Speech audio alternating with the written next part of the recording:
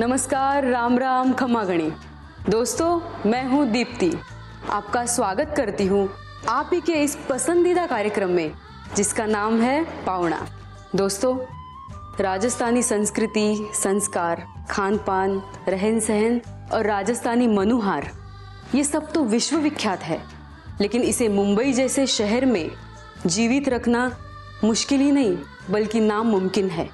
इस नामुमकिन को मुमकिन बनाया हमारे आज के पावना श्री B.R. भट्टर जी ने। श्री B.R. भट्टर जी ने अपने पिता स्वर्गीय श्री R.M. भट्टर जी से विरासत में पाई है प्रखर व्यापारिक बुद्धिमत्ता, अद्भुत मानवीय और दयालु सोच तथा ऋषिमुनियों से भी ज्यादा गहराइयों से भरी हुई धार्मिकता और सामाजिक संगठनों से जुड़कर समाज सेवा के साथ साथ कार्यान्वित की जा रही व्यावसायिक शुरुआत। विशालतम पांडालों में किए जाने वाले मैरिज डेकोरेशन के माध्यम से अपनी राजस्थानी संस्कृति को कैसे जीवित रखा, आइए सुनते हैं और उन्हीं से जानते हैं हमारे आज के पावना B.R. भट्टर जी से।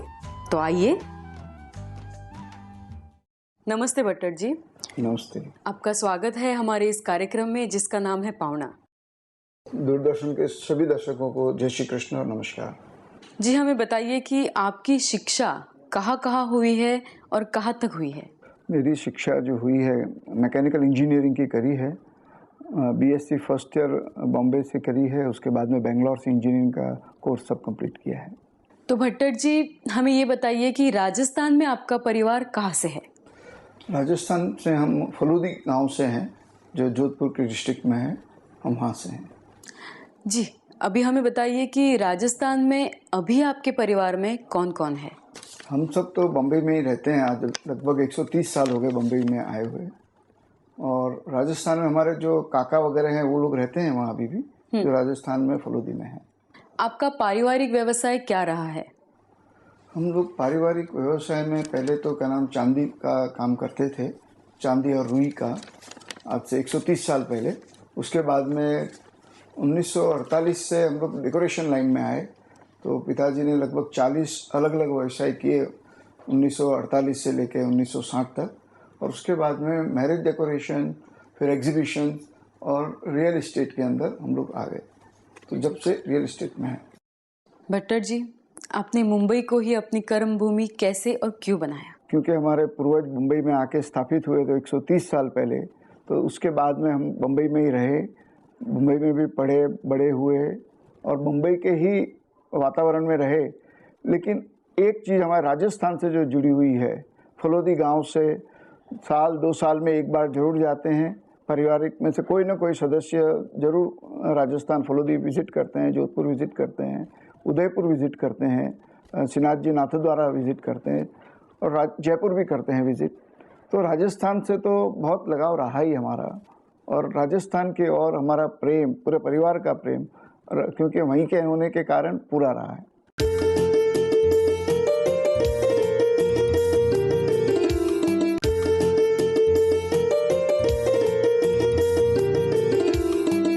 B.R. जी, आपका परिवार आज भी माहेश्वरी समाज में सबसे ज़्यादा लोकप्रिय समाज है और आज भी संयुक्त रूप से स्थापित है और संयुक्त रूप से व्यवसाय की तरफ अग्रसर है। तो इनमें आने वाली सारी कठिनाइयाँ और खूबियों के बारे में एक प्रकाश डालिए। हमारा पूरा परिवार संयुक्त रूप में रहा। चार भाई है हम लोग। श्री लक्ष्मीनारायण जी भट्टर, मेरा खुद का नाम भगवान दास भट्टर, छोटा भाई हरिकिशन भट्टर और उससे छोटा है हरीश भट्टर। हम चारों भाई का परिवार एक संयुक्त रूप से रहते हैं, संयुक्त रूप में काम करते हैं। और उनके बेटे, हमारे सबके बेटे जो हैं, वो भी सब साथ में ही कामकाज देखते हैं। और पूरा परिवार संयुक्त होने की वजह से कठिनाइयाँ छोटी मोटी जो भी आती हैं, एक दूसरे से सलाह करते हैं। सलाह करने के बाद उसका मार्गदर्शन सबसे जो सीनियर हैं लक्ष्मीनारायण जी भट्टर, हमारे बड़े भाई साहब, उनके मार्गदर्शन में डिसीजन लिया जाता है।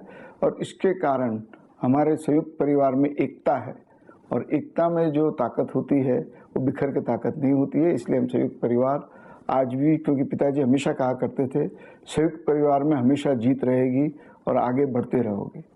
जी भट्टर जी, आपके पूर्वजों ने मुंबई को कर्म भूमि बनाते हुए कौन सा व्यवसाय शुरू किया और आप उस व्यवसाय को आज किस प्रकार आगे बढ़ा रहे हैं, ये हमारे दर्शकों को बताइए। हम लोग 130 साल पहले हमारे पूर्वज मुंबई आए थे और तब से हम चांदी का और कॉटन का व्यवसाय करते थे। उसके बाद में हम लोग 30-40 पिताजी ने व्यवसाय बदली करने के बाद डेकोरेशन का व्यवसाय स्थापित किया और उसके बाद में उसमें बहुत कुछ आगे बढ़े, प्रॉपर्टीज़ में आगे बढ़े, ज़मीनें ली, प्रॉपर्टीज़ ली और उसको डेवलपमेंट तक आगे बढ़े हैं। भट्टर जी, मुंबई में रहने वाले राजस्थानियों के लिए आपका क्या सहयोग रहा है? हम एक राजस्थानी होने के नाते सबसे ज़्यादा प्रेम राजस्थानियों के साथ स्वाभाविक है कि रहेगा और उनके साथ है और रहता ही है। और एक चीज़ है कि राजस्थानी मुंबई में जो रह रहे हैं, सभी राजस्थानियों का एक दूसरे प्रति प्रेम आज भी कायम है मुंबई के अंदर और लोग एक दूसरे को प्रेम के भाव से देखते हैं। और क्योंकि राजस्थान की हमारी जो भाषा है वो मीठी भाषा होने के कारण हम एक दूसरे से मिठास संबंध में रहते हैं।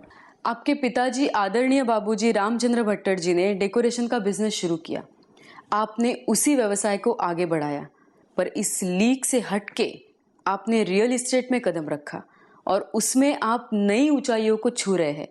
तो इस बारे में आपके क्या अनुभव है, हमारे दर्शकों को बताइए।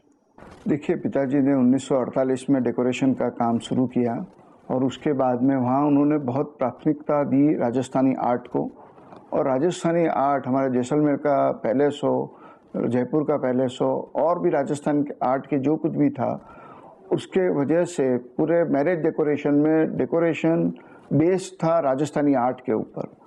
उसके वजह से आज पूरे मारवाड़ी समाज में, चाहे बम्बई में हो चाहे हिंदुस्तान में हो, हमारी company RM Bhatt and company को लोगों ने बहुत सराहा, चाहा और उसके अंदर बहुत आगे बढ़ते रहे और आज हम बहुत ऊंचाई पे उस तरफ पहुंचे हैं।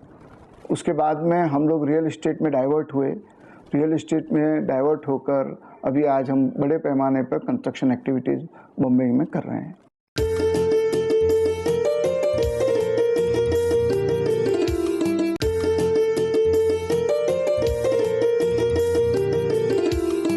भट्टर जी, आप मुंबई के वैष्णव संप्रदाय के तीर्थ मोटा मंदिर के ट्रस्टी हैं। मोटा मंदिर के निर्माण के लिए आप समाज और संस्थाओं को क्या अपील करेंगे तथा आज के युवकों को तथा आज की पीढ़ी को क्या संदेश देना चाहेंगे?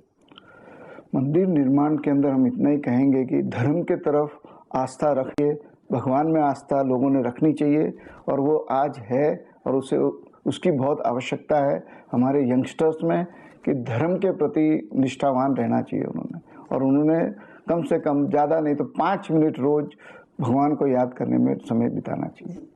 आदरणीय बापूजी RM भट्टर जी महानगर के वैष्णव संप्रदाय के प्रतीक पुरुष के रूप में पूजित है, तो उनके द्वारा किए गए कुछ अविस्मरणीय कार्यों का स्मरण हमारे दर्शकों को करवाइए। बाबूजी अपने जीवन काल के अंदर उन्होंने बहुत सारे रिलीजियस काम किए, धार्मिक काम किए और उन्होंने हमेशा भागवत का पाठ तो रोज ही किया ही करते थे खुद, लेकिन भागवत सप्ताहें करी। 2501 के भागवत सप्ताह ब्राह्मणों के साथ में भागवत सप्ताह 2002 में बड़ा आयोजन हुआ था।